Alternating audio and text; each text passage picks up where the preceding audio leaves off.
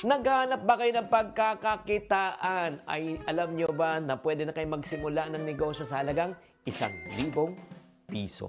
Ha? Paano yan? O, kumuha na kayong ballpen at papel, ha? Magsulat na po.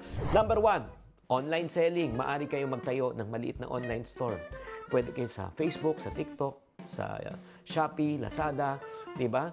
Pwede kayong magbenta ng mga produkto tulad ng damit, kagamitan, homemade food items, at marami pang iba. Number 2, pwede kayong mag-food cart business. Kahit na sa labas lang, table lang, lutuan lang, magbenta kayo ng paboritong street food tulad ng fishball, kwek-kwek, turon. At siyempre naman, madaling lutuin lang yan yung mga pagkain at may potensyal. Bakit? Paborito ng mga tao yan, di ba? Lalo na pag merienda.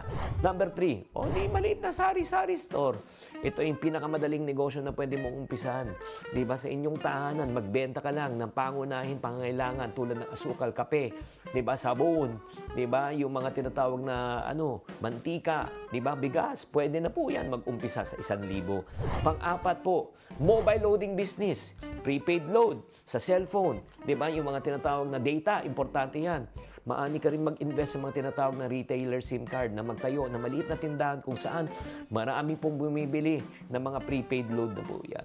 Or number 5 po, pwede mong umpisahan home-based service business kung meron kang kaalaman, di ba? Meron kang skill, magaling kang magluto, di ba? Or let's say, maglinis ng bahay, mag-ayos ng damit, ay pwede mong i-alok ang services mo. Di ba? Home-based services. Maaari mo nang simulan kahit wala kang malaking puhunan. O isa pa, kung gusto nyo, magaling ka ba sa computer? Magaling ka ba sa sa social media, video editing, di ba? Ay online freelancing. Pwede ka rin magsulat, graphic design, customer service. Ang kailangan mo lang internet, cellphone, computer para ikaw makahanap. Pwede kayo maghanap sa tinatawag na mga platform ng Upwork, Freelancer o tinatawag na Fiverr. And last but not the least, alam mo pwede pang pagkakitaan. Yung mga magtitinda ng mga maliliit na produkto o na hindi mo napapansin.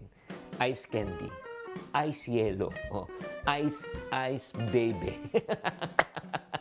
May mga ganun lang, yung mga maliliit lang or mga frozen products kung gusto nyo ibenta, yung mga maliliit lang. In other words, ladies and gentlemen, ang mga ideas na ito, ang puhunan dito ay 1,000 and below. Ang mahalagang, maging maingat lang sa pagpaplano na maayos. Pag-aralan muna kung anong negosyo at syempre naman, magsubok at huwag matakot na mag-umpisa. Sana naman nakatulong tong episode na ito para dumami naman ang inyong pera. Tatandaan, tamang karunungan, tamang disiplina po ang susi sa pagyaman.